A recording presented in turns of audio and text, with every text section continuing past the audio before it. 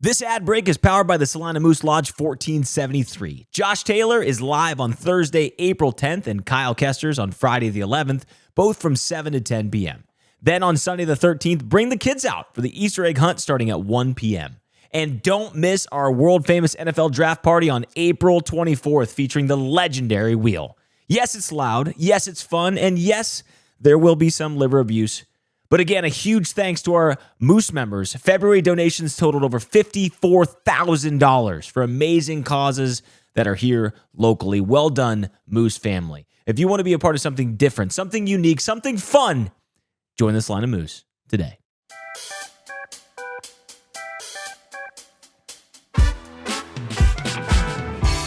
Hello, and welcome to the Two Dads Podcast, episode number 8. We actually just had to stop the thing because I forgot what episode it was on, but that's me, Slick Will to my left. How you doing, brother? Hey, how are you, buddy? I'm doing well, brother. It's good to see it. And dare I say, the first thing I notice is a little new haircut action. How are you feeling, dude? I see you went all out on your haircut. Good. Little bit less on the side, a little longer on the top. Shout out Bob Leverett, Coldwater, Ohio. No free ads, but that sounds pretty free to me. But he gave me $1 off of my haircut to say it, but a little less exciting than yours with the highlights. And I don't know. I think I told people this is a midlife crisis haircut. I said 35. Well, yeah. I mean, it's just, to be honest with you, sometimes I just need something to draw on. I mean, nobody judges Michael Jordan. You watched The Last Dance, right? Yeah. He said, I took it personal. He made up stories about coaches who didn't actually say these things, and by the end, he sort of retrieved and said, like, I actually don't know if he said that or not. So I just want something to draw on.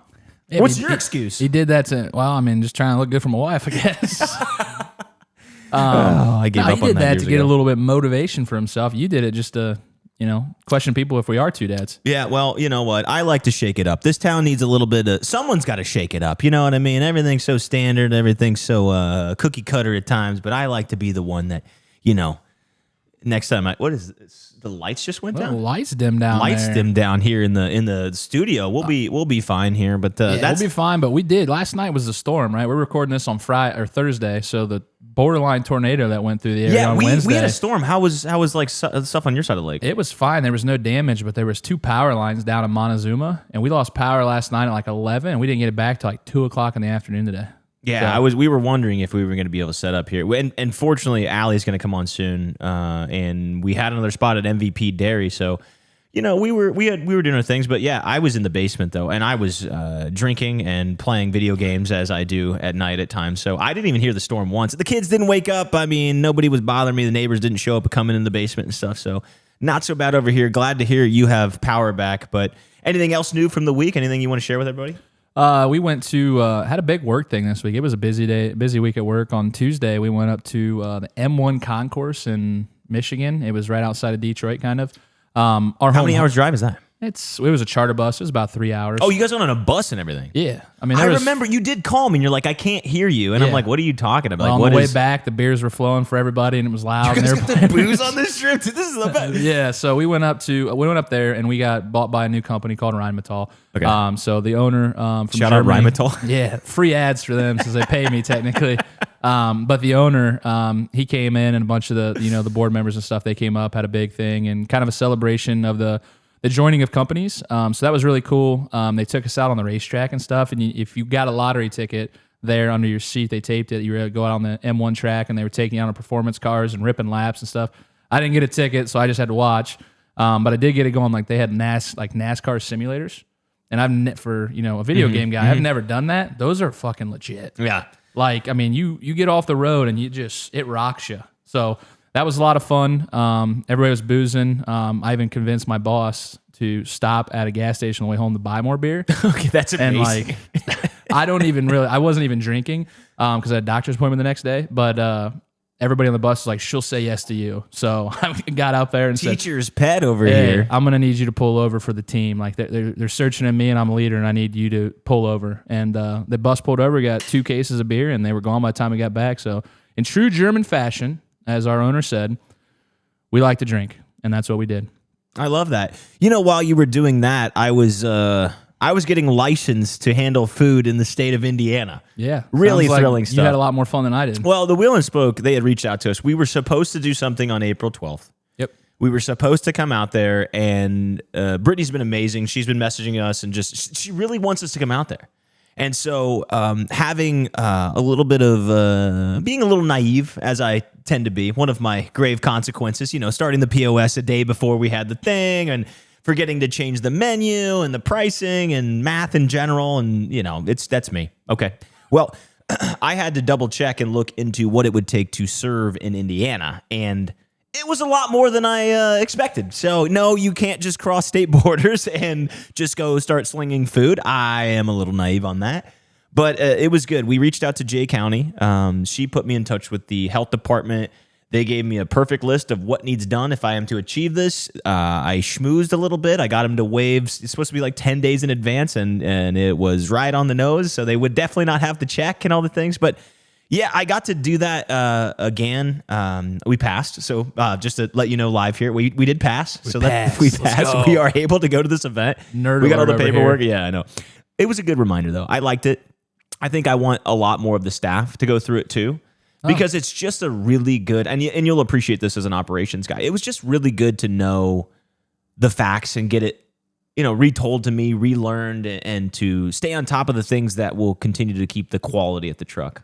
I think it'd be good for you to do it too. Yeah, I mean, you said it was like $10 to take the class online? Well, there's two versions of it. So those that don't know that are in the culinary world or the lack thereof, there's a food handlers, which we have to have. Yep. And then there's this really extensive one. And there's one for managers that you have to take. And then there's one for just like the handlers. Like Rich, for example, might be just good having the handlers. Like just, hey, here's the temperatures. Here's how to keep it. Here's how to sanitize. Here's how to just keep things flowing and make sure you don't make your customers sick. And just being aware of the science behind it too is really powerful. And then there's the serve safe, which is the big boy. You got to take a test in front of somebody that watches you, have to have your webcam on the whole time. Like you have X amount of hours. It's almost like the ACT of cooking. So I'm not kidding. Like it is like a big deal to have that. So I think that was a little less fun than racing simulators and walking the track. But what'd you get on your ACT?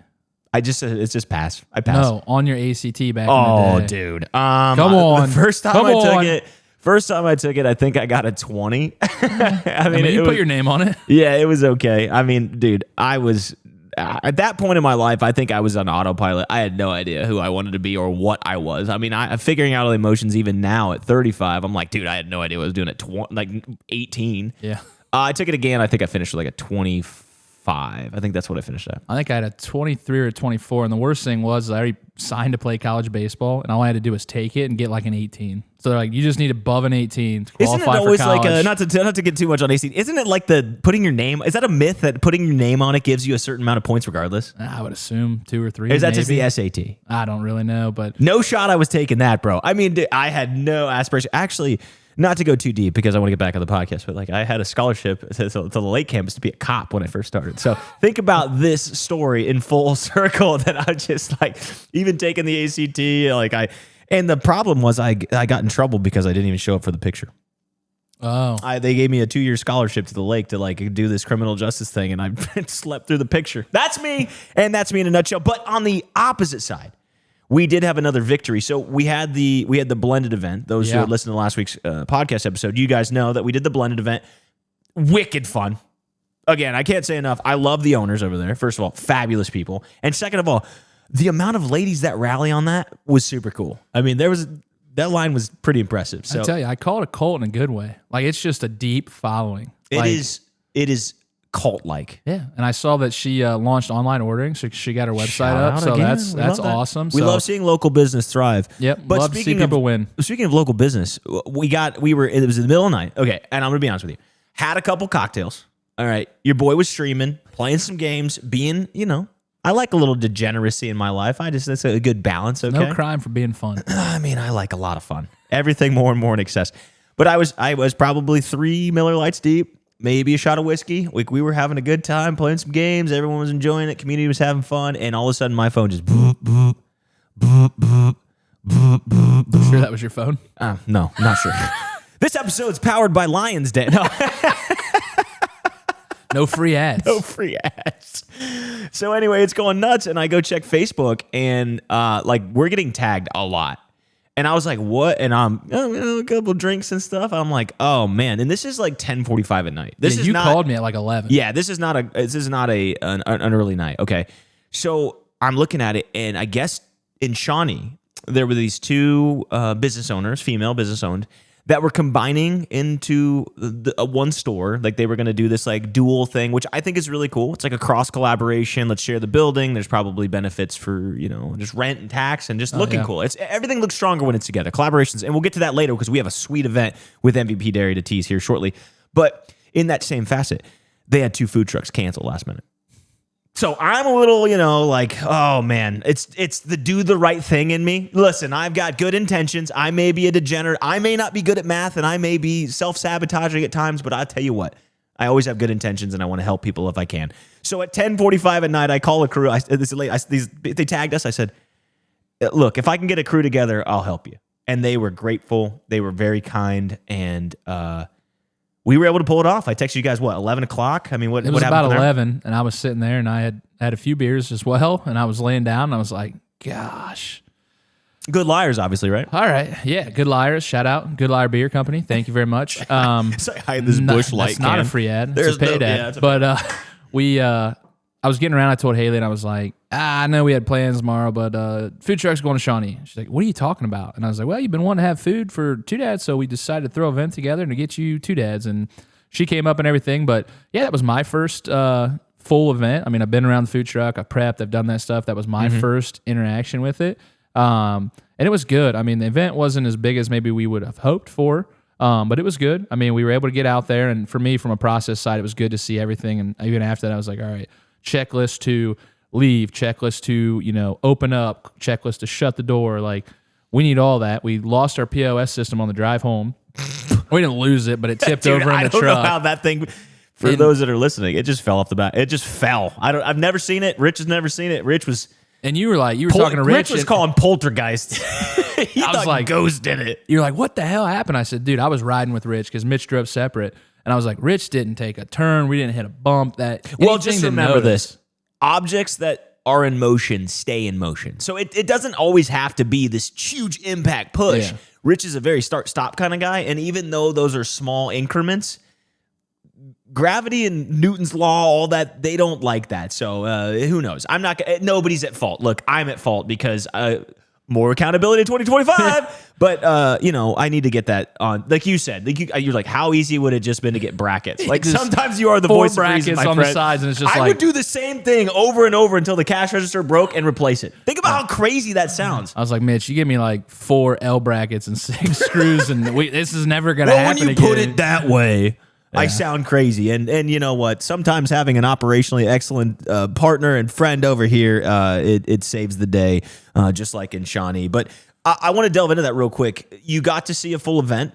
What are your thoughts operationally? I mean, we're off the cuff. This is live. Like, what did you think in the beginning? Obviously, we don't need 4 people in there, but we did some training. But go ahead and give us your thoughts. Yeah, we did training, so we had 4 people in the truck. Normally, it's 2 to 3. It depends on the size of it. I don't think we can go any less than 3 anymore. I think the 3 just optimizes it because I think the scale of this year and the events, like I told you today, we booked 3 or 4 more events. Yeah. And I was like, all right, I might be a little concerned about, the output at this point because the schedule's full as crap and it's literally the beginning of April. And there's a lot of events that haven't, even started up or committed and things like that. And, that gives me optimism for next year for a second truck to where we can go to multiple events. But seeing the whole process, Maria started, that was her first day. It was kind of my first day in the truck. She did great building sandwiches. Yep. We worked on the communication. That was a big thing. So I think it needs to be more like what I see a professional kitchen, like 2 down, coming out like this, door open, need fries, put fries down. Like that needs to be the communication. Cause it was probably because I was new. Rich hadn't worked with me, hadn't worked with Maria yet. I mean, you were doing a good job kind of quarterbacking it, saying, no, we need to do this. That was a 6-minute tack time. Like, we need to improve that, stuff like that. So after we did that, and Rich and I were going back, and Maria was talking, things went a lot better. But I think that goes in one of those team building events that we talk about. We get everybody that works for us. We all get around the truck, and we say, here's how we need to communicate. When you need fries, whoever's on the third station, the sandwich guy says, drop the fries. Or reach over, drop the fries. And I think it's just going to take a little getting used to. So the molding between Rich and Rob, Rich and me, Rich and Maria, Rich and Berkey, it'll be a little different. So we got to get on the same page. I had a great conversation with Rich today about that same thing because he's like, go get us into, now that he knows we have Indiana certification, he's like, get us a fair over there. And I said, Rich, we did one fair last year, and we were beaten bloody. I mean, I had burn mark. Like, we're tired, dude. It's 7 days, roughly 5 to 6, probably intense days. But like, we can't, I told him, your worst vice, and this goes to all of us too, and it's something that to keep in mind, it's not just unique to him, but like his worst vice will be committing more than his body can handle. That's not to say because he takes it like internally. He's like, I'll show you. And it's like, no. You need rest. Yep. Like you can't work these because what will happen is your mind will be strong. He's got a great, strong mind, just like all of us. But at the same time, if your body is slowing down because it needs rest, your mind's committing to something that your body can't cash, right? Like it can't catch up. And that's why it's so excruciatingly important to have those meetings like you're talking about. Like, let's all get in a room and let's do interactivity stuff. I'm a big interactivity guy. Let's simulate it. Yeah. We don't have to have this like a board meeting. We can go to the bowling alley after and have a powwow. That'll be fun. But while we're having a moment and really trying to strategize how to be better for year 2 than year 1 and set us up for success for year 3. I like kind of concepts like that. I like that interactivity. Yeah, I'm a big, like I said, visual guy. So, and I was kind of explaining to Rich, and we were theoretically drafting people, right? We were already building the second truck when he's like, oh, wherever I go, Maria's coming with me. She's great. And I was like, well, you can't just start picking people. He loves Berkey too. Every time there's some big, nasty one that's like a little intimidating, me, Berkey.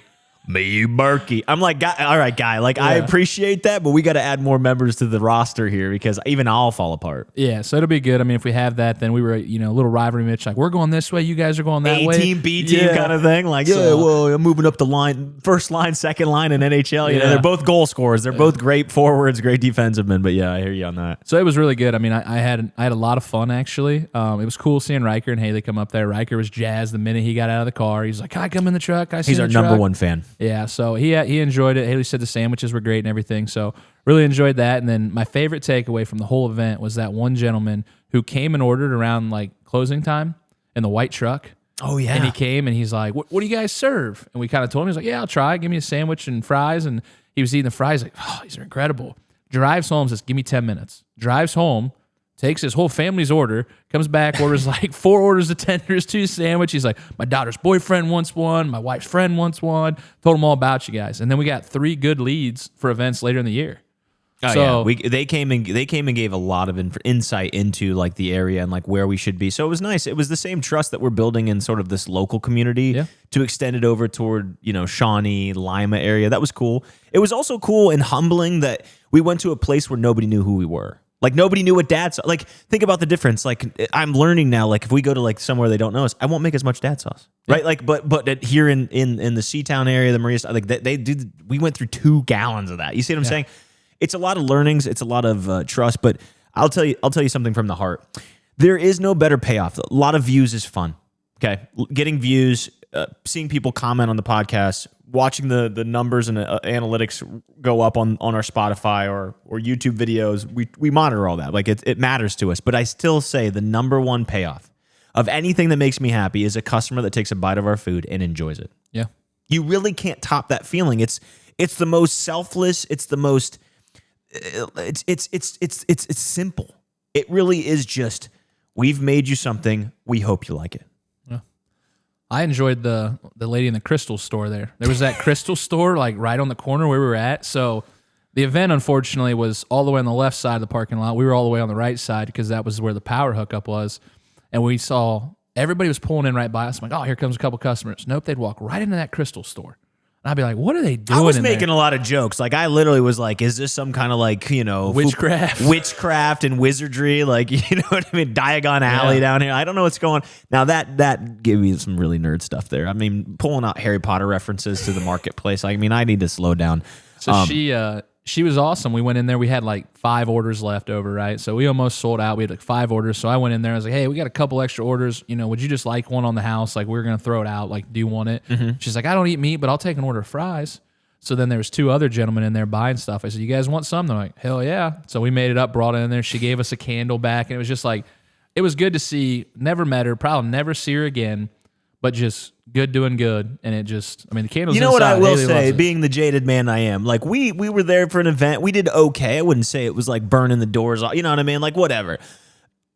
As soon as free happened, it was like the weather cleared up, and then all of a sudden a flock of people came. It was like they came from under like behind street signs and under like storm drains. Like I'm Ninja like, Turtles just popped up. Like, and the best part was there was two people at the end that was like, "Hey, what are you guys serving over here?" Like they were totally. It was obvious that they saw the other people in the store got free food, but they were just kind of like "Oh, you guys have food here?" Like, yeah, we're a food truck. Do you want free fries? Like, do you just want to say it? I'd rather you just say it. I'd rather you just say, I came over here because I saw somebody got free French fries. Can I do that? The one thing I do want to say, I'll put a bounty out there. We had recommendations to go to the Cridersville Jeep Rally. And I have called, I'm a pretty connected guy, and at least know a guy that knows a guy. I can't find anybody to give me a contact to the What if they gave us a fake lead? What if it's like the Cleveland Guardians guy that's like gave us a fake email saying he was like bring us to the opening day? What if At least it wasn't April Fool's Day, because I got on April Fool's on Twitter when they said, do you remember the dude from Kansas, Hunter Dickinson? Dude, I got too. I got and too. we were on the bus going to Michigan, right? And I'm looking at Twitter and it says Hunter Dickinson has been granted a 7th year of eligibility due to this and this. I'm like, this guy has been in the NCAA longer than I've been alive. And then I told my buddy, and he's like, "It's April Fool's, jackass." I'm like, "Oh." Jason Lipp, God bless him. He put out one that Rodgers signed at Green Bay, and I went, "No way did we re-sign him!" Like after all the million. for about 7 seconds, I stood there at that and I was stunned. I was awestruck. I was like, "No way did they sign Aaron Rodgers!" And then I went, "Oh yeah, it's April Fool's Day. I'm an idiot." So it's the slippery slope that I weave. But the one thing I want to say before we move away from operations and stuff, we are going to be adding the Twitch stream. Oh, yeah. That's something that people don't know. You know, we were doing weird stuff. I'm sure that's not going to surprise anyone who's listening to a podcast about a chicken truck right now that we're going to add some form of live stream to this. But yeah, I do professionally game at night. We have a community that follows and is super passionate about the truck. I mean, the noise coming from the digital side of our sort of community, not that can't be here physically. They love watching. They love watching the prep. They love watching the cooking. They love the sounds. And I'm not super privy to ASMR stuff, but they relate it to that. They're like, dude, sometimes I just put up your prep processes. Nobody's talking, and it just listen to the sizzle. I listen to the fan. Like it's just. They said they put it on the background, but you know that is how last year we were able to give away $3,000 worth of free food. Like it's donated. So there is a whole process that's about to open up.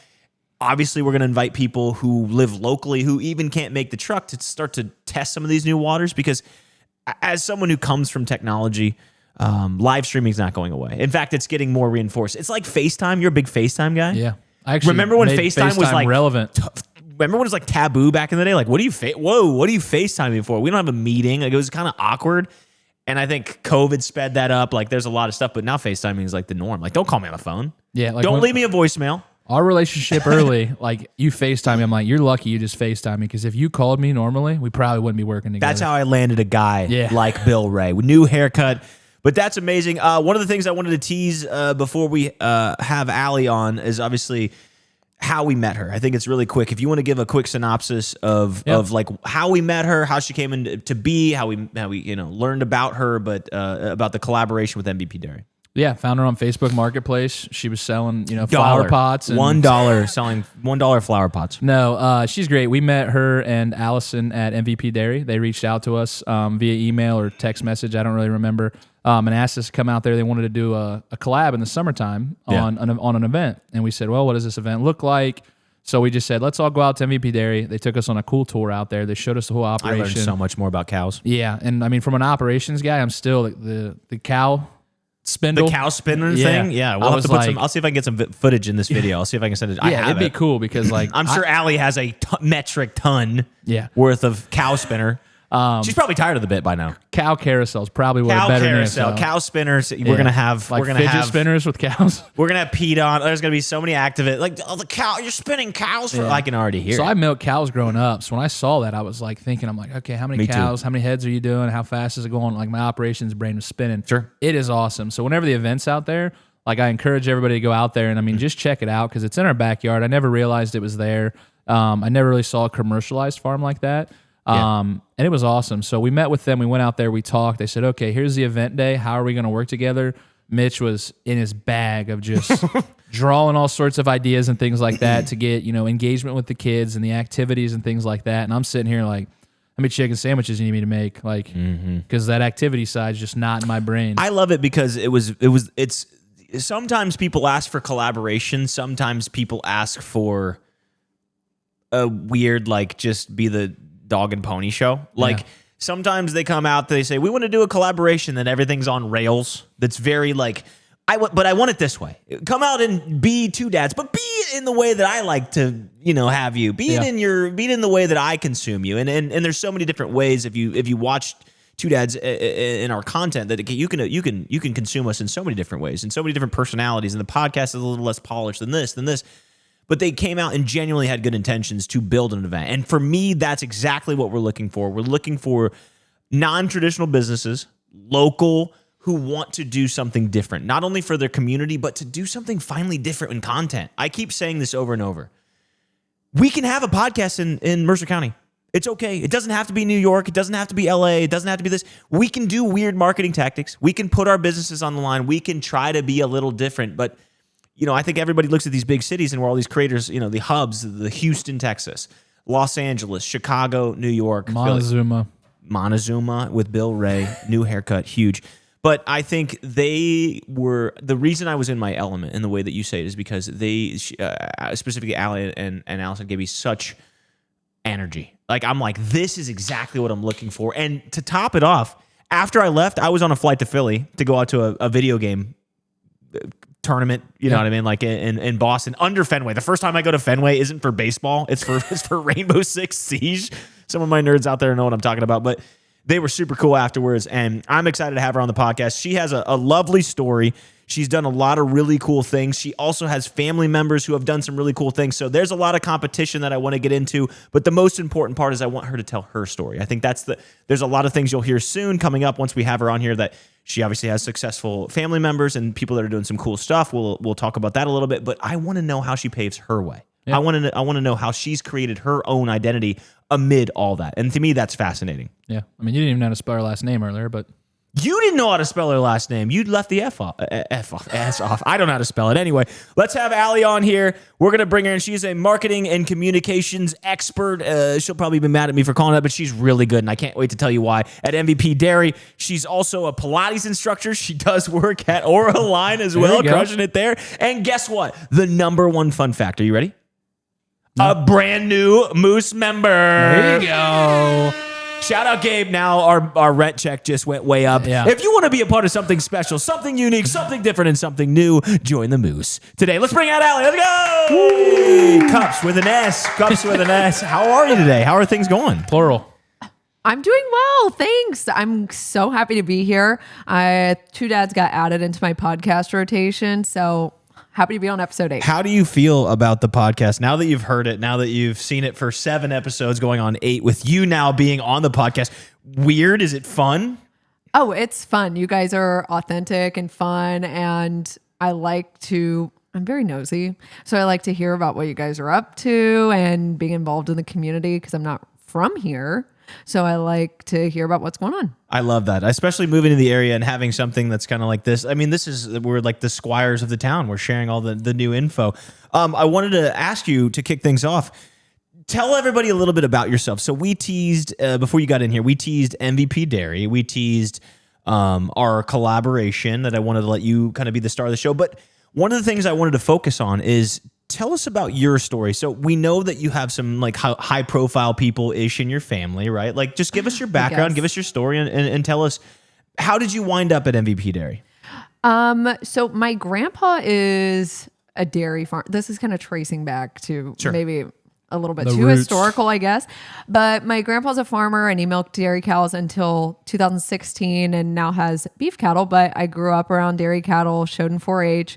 And then followed that passion. It led me to Wilmington College. I studied animal science and Spanish, and I graduated in December of 22. But midst my college education, I interned at MVP. just by happenstance, got connected with my current boss, Allison, who's awesome. And she liked me enough when I graduated college to keep me around full time. So I've been there 2 full years now, and moved to the area. Yeah. Nice. Nice. So many cow puns can happen. Yeah. And lived in an apartment, bought my first house in November. So I'm here. What do you think of the surrounding area? So you came into town, obviously. What do you think of Salina? Like, what do you think of the area now that you've moved here? Oh, I love it. So growing up, I lived in a small town. I'm from St. Paris originally. And then when I was in 6th grade, we moved to Centerville. So I went from like a graduating class of about 100 people to a graduating class of 700 people. Wow. Class, not like high school, right?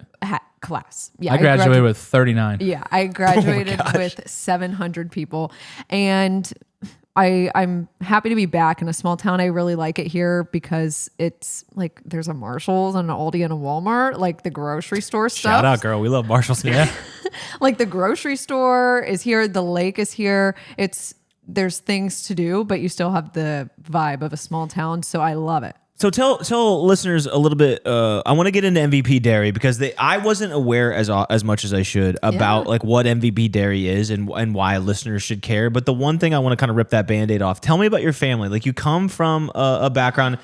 The reason I say this too is because when we met you at MVP Dairy, I was like, wow, I was wowed by you. Your social media skills are amazing. I'm serious. Like I was very much wowed. And as Bill said, like I got excited and I got my because that means I'm comfortable. And 2, I'm around people that can kind of appreciate and understand how we can actually pull something like this off. Right. So that's important to me. But the thing I found out later was that you have some people in your family. I didn't know that about you. I knew nothing about you. I didn't care, frankly. I was just very impressed with your brain. But tell listeners who are tuning in and to those on YouTube as well, like who's your family? Because I want to set up this arc that's about your story. Yeah. Cup Squad is Brooke, Betsy, and Allie and Gabe.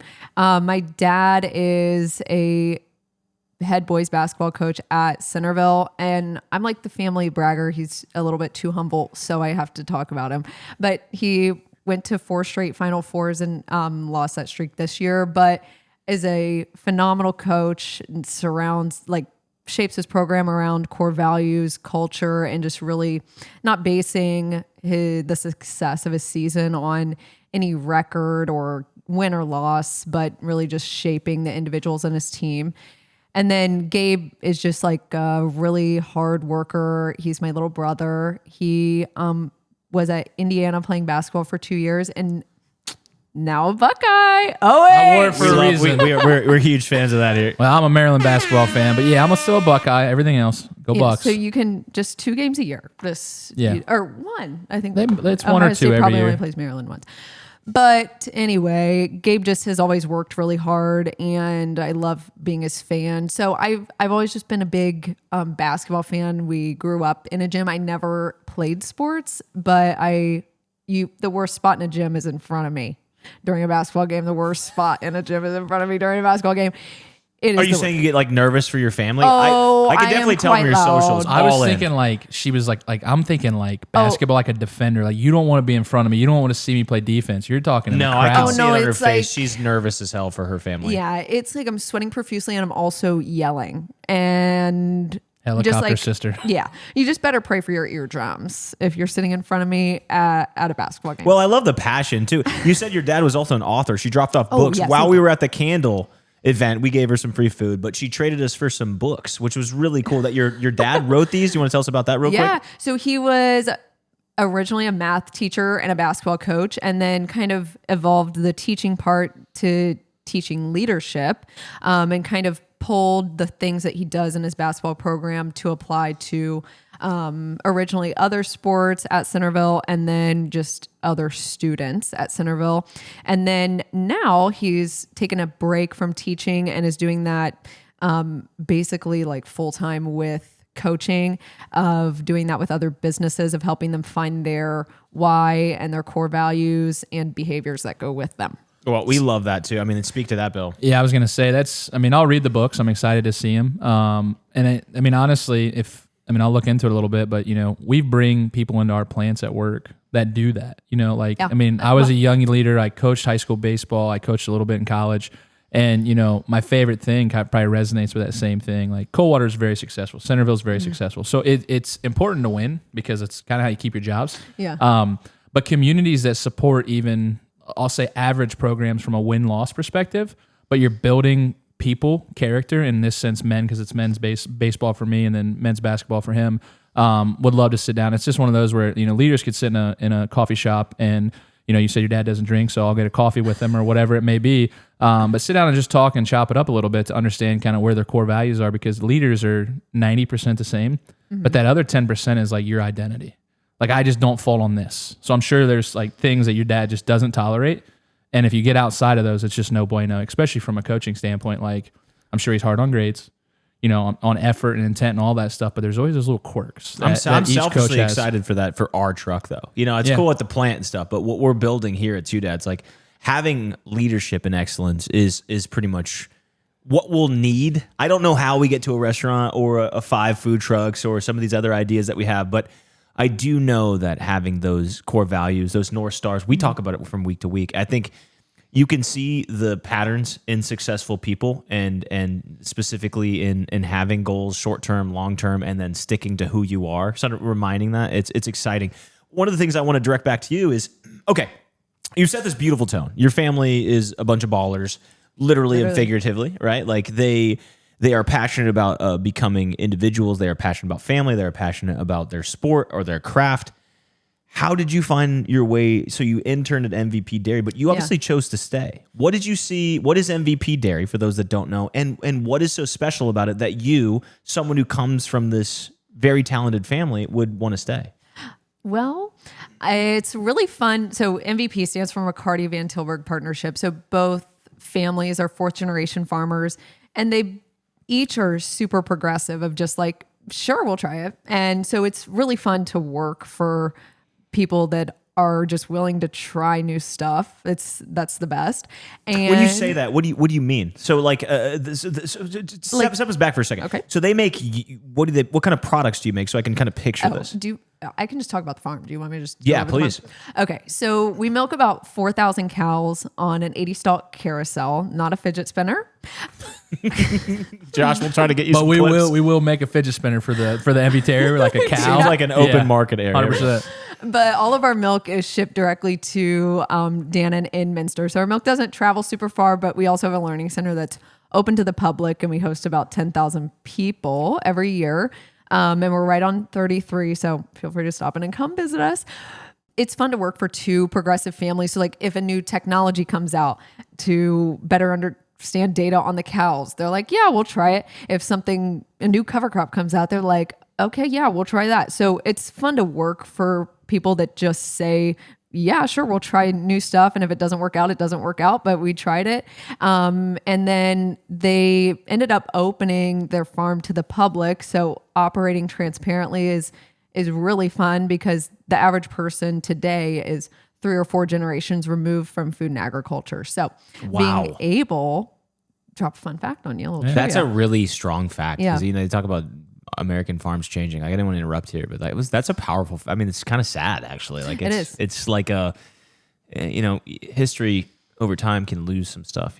Losing that kind of data. And I might be off on this, but I feel like it's gotten more commercialized. Like it used to be like, I grew up working on a family farm. Sure. And then, when that man didn't have kids, then the farm kind of was like, well, who's going to run it? Who's going to do what, right? Nobody wanted to buy it. So then, a bigger conglomerate bought it, and then they did their own thing at that farm. So do you see that out there in the world? Kind of. So it's like either the next generation doesn't want to farm. So farming is a huge commitment, let alone dairy farming. Like the cows need you 2 or 3 times every single day. But like robotics and technology have helped tremendously with single families that do want to continue farming on a smaller scale.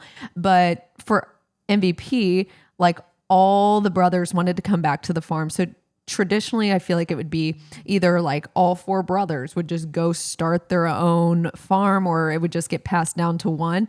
But they worked together to build something incredible that I get to work at. That's so fun. Yeah. And work at well. To To be honest with you, one of the things that I noticed too about your skill set, obviously you said you went to Wilmington, you studied animal science, right? And then you have a knack for social media. I mean, the TikTok, if you guys haven't seen MVP Dairy or it showed up on your like For You page on Instagram, blowing us out of the water. I mean, I've worked for some huge superstars and I still don't have the unlocks that some of the pages that you run do. Where did this creative side come? So you're obviously passionate about animals, but let's talk about the creative side of that. And is it a little competitive? I mean, you talk about your family being competitive. Like, do you get that same way with social media? Like, Gabe has so much more clout, though. I know.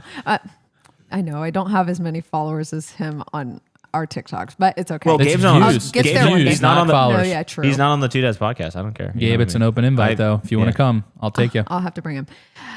No, so I mentioned that I moved to Centerville and like the school's so much bigger, but people didn't know what I meant when I said, they asked if I play sports. I say, no, I show cows. So they didn't know what I meant. What a contrast. Yeah. They didn't know what I meant. So then I would have to start taking them to my grandpa's farm and like, here's my cows. And so just explaining that and getting a lot of joy out of that, I think led me to what I'm doing now and connecting consumers with where their food comes from.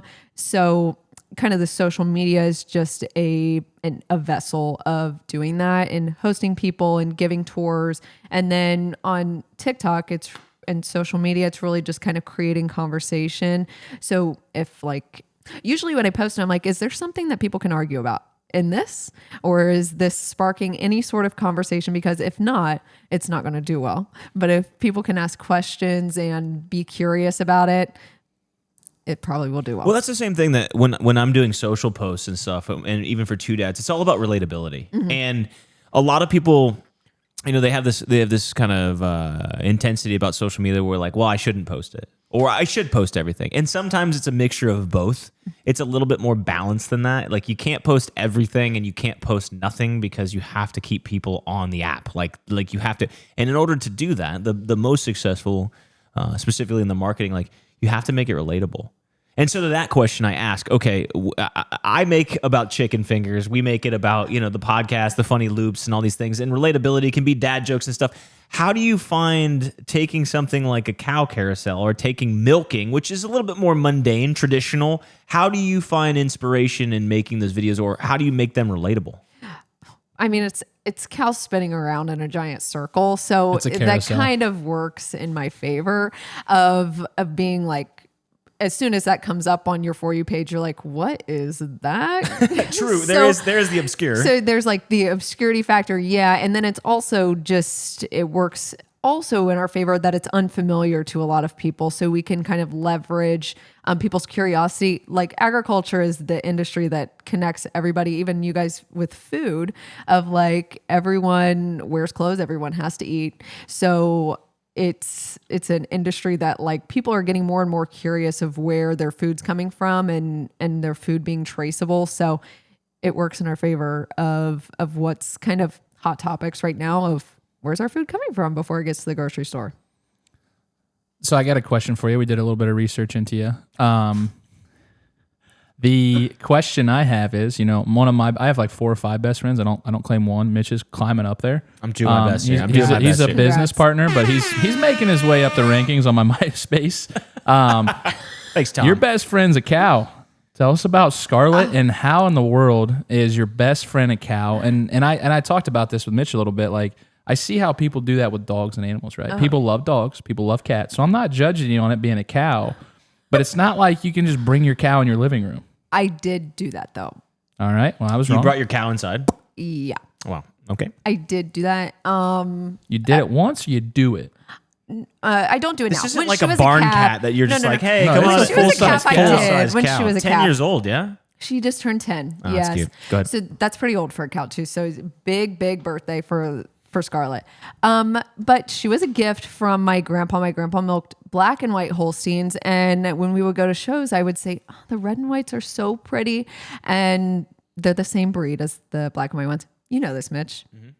And a little Punnett square throwback. It's a recessive trait. Shout out to my dad. Shout out Punnett squares. And anyway, so my grandpa got her for me when she was a calf, and she was just so sweet. They all have their own little personalities. Even at MVP, we have 4,000 cows, and I have 3 favorites. But she's just always been sweet. And when we would go to shows, we were dead last. We were dead last when she was a heifer, which A was little engine that could. when she was young.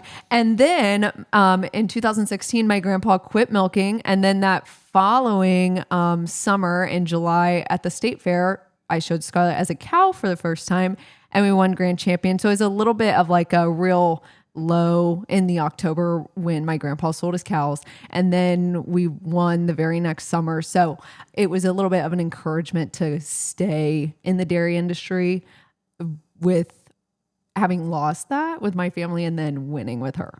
I love that. So let me ask you this, because I want to get back to MVP. Love little Scarlett, little stories. What do you want to accomplish there? You know, we talk about having goals. You talked about short-term, long-term. It's part of your dad's mantra. It's part of your brother's mantra. When you look at this as a project, which is obviously a passion project, you're best friends with a cow. I mean, that's a statement in and of itself. But what do you want to accomplish? Like, you're out there, you're doing well on socials, right? You obviously have a knack for animal science. You have a knack and a passion for, you know, helping this MVP get somewhere. What is somewhere? What do you want to do? I would say short term is more community involvement. So collaborations like with you guys. Last year, I focused a lot on our field trips, and we hosted about 4,000 students last year, and we're on track to host more than that. We've got 3,000 this spring. Yay. And, but I would say more community involvement, especially the summer. Like, Salina is such a developing place, and the lake is booming. It's coming back, yeah. Yeah. And there's a lot of tourism efforts happening, so tapping into those. And then long term is really just to, long term, really, where do I want to go with it? Yeah. I always tell people I just want to take my boss's job. No, I like Allison. I don't want to take Allison's Yeah, but maybe job. she takes a promotion, then you take her job.